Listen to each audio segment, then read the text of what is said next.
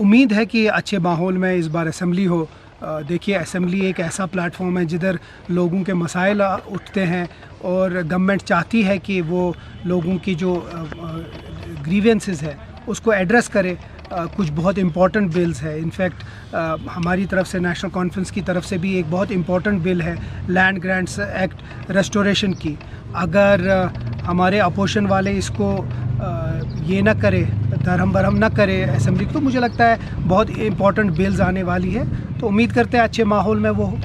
कुछ खबरें अभी आ रही कि शाम को जो है मीटिंग हो रही है नेशनल कॉन्फ्रेंस की, क्या कुछ होने वाला है, किस तरह की चीज़ें देख सकते हैं मीटिंग में? देखिए, हस्ब दस्तूर हमेशा लेजिस्लेचर पार्टी की मीटिंग होती है। हमारे सदर डॉक्टर फारूक अब्दुल्ला साहब ने ये मीटिंग बुलाई है जिसमें हमारे जो मुंतखब, अभी नवमुंतखब MPs हैं वो भी होंगे, लेजिस्लेचर्स होंगे सारे, और उम्मीद करते हैं कि कांग्रेस और बाकी जो हमारे अलायंस के पार्टनर्स हैं वो भी वहाँ होंगे।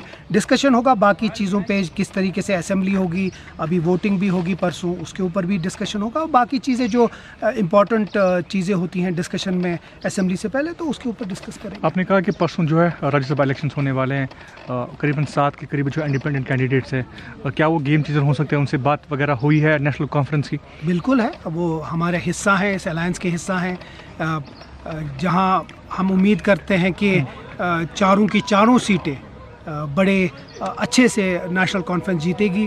और वैसे भी हमारे पास वोट आएंगे जो अभी तक एक्सपेक्ट नहीं थे, तो वो भी हमारे को वोट आएंगे। तो उम्मीद करते हैं कि अच्छे माहौल में, देखिए ये एक इम्पॉर्टेंट इलेक्शन है, जम्मू कश्मीर की आवाज़ दिल्ली में उठे, अच्छे से उठे, तरीके से उठे, और वही नेशनल कॉन्फ्रेंस चाहती है। इसीलिए बहुत इंपॉर्टेंट कैंडिडेट्स हैं हमारे जो चारों हैं, और उम्मीद करते हैं 4 के चारों सीटें हम जीत के। एक आखिरी सवाल रहेगा बड़गाम सीट के लिए। कल हमने देखा था किस तरह प्रोटेस्ट भी हुए थे डिप्टी CM के खिलाफ।